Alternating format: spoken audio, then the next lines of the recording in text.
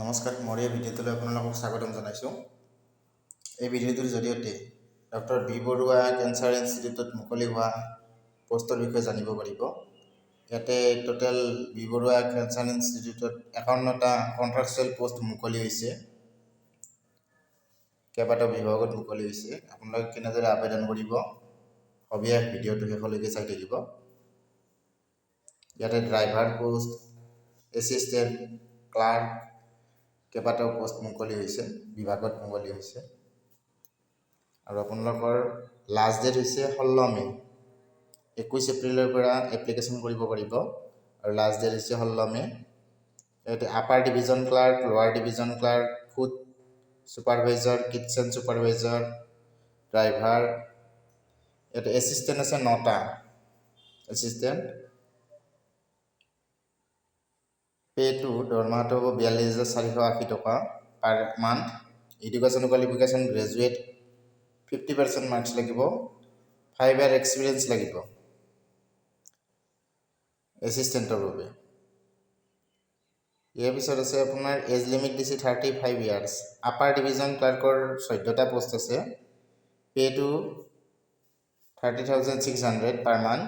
Educational qualification graduate with 50%। Experience লাগিব 2 years. As limit 27 দিছে। লোৱাৰ ডিভিজন ক্লাৰ্ক 22টা পোষ্ট আছে। পে'টো দিছে 23,880 পাৰ মান্থ। গ্ৰেজুৱেট আৰু 1 ইয়াৰ আৰু 6 মান্থ কম্পিউটাৰ এপ্লিকেশ্যন চাৰ্টিফিকেট লাগিব। ইয়াৰ পিছত আছে ফুড ছুপাৰভাইজাৰ, এটা পোষ্ট আছে।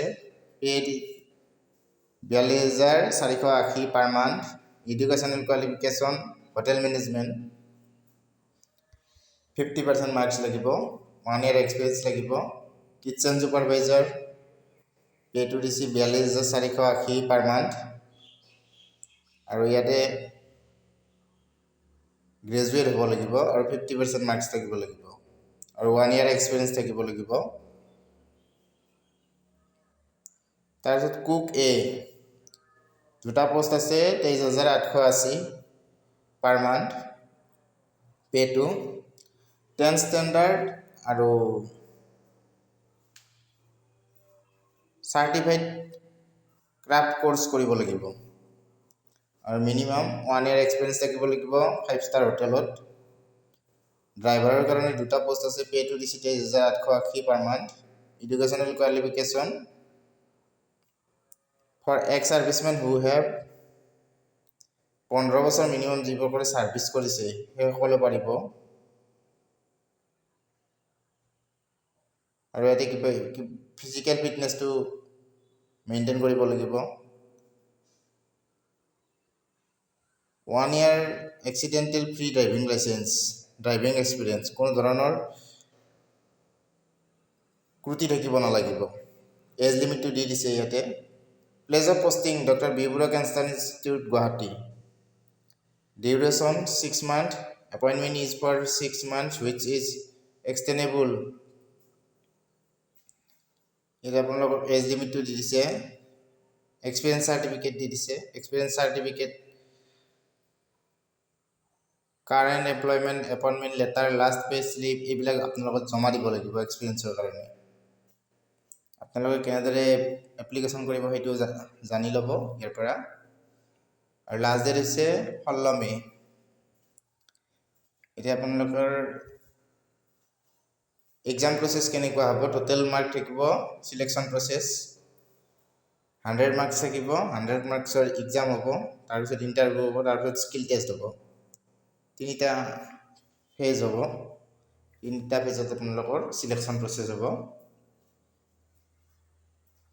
আপোনালোকৰ ৰেজিষ্ট্ৰেশ্যনটো কেনেদৰে কৰিব এবাৰ চাই লওক। এবাৰ ৰেজিষ্ট্ৰেশ্যনটো চাই লওক। আমি নিউ ৰেজিষ্ট্ৰেশ্যনত গ'লোঁ। নিউ ৰেজিষ্ট্ৰেশ্যনত যোৱাৰ পিছত আমি চিলেক্ট এডভাৰ্টাইজ নাম্বাৰটো চিলেক্ট কৰিলোঁ, পষ্টটো চিলেক্ট কৰিলোঁ, বিলংছ টু কি জেনেৰেল না অ'পেন কেটেগৰী নে SC ST এইটো দি দিব। কোনটো পষ্টত চিলেক্ট কৰিলোঁ এপ্লাই কৰিম এইটো চিলেক্ট কৰিলোঁ। অ'পেন, SC ST OBC যি হয় সেইটো চিলেক্ট কৰিলে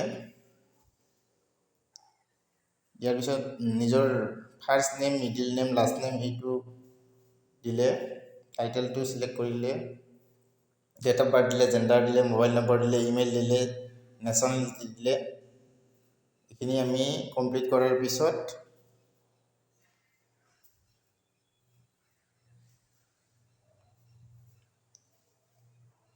gender, mobile number, email ID, nationality এইকেইটা দিয়াৰ পিছত পাছৱৰ্ডটো বহাব লাগিব, কনফাৰ্ম পাছৱৰ্ডটো দিব লাগিব, পেন কাৰ্ড নাম্বাৰটো দিব লাগিব ইয়াত।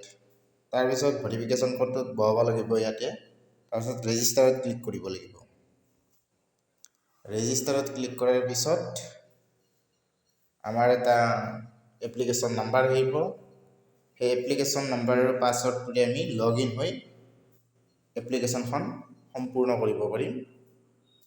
এতিয়া আপোনালোকে লগ ইনত গৈ এপ্লিকেশ্যন নাম্বাৰ আৰু পাছৱৰ্ডটো দি পেলাই এপ্লিকেশ্যনখন প্ৰচেছটো আৰম্ভ কৰিব পাৰিব আৰু আপোনালোকে এনেদৰে এপ্লাই কৰিব পাৰিব।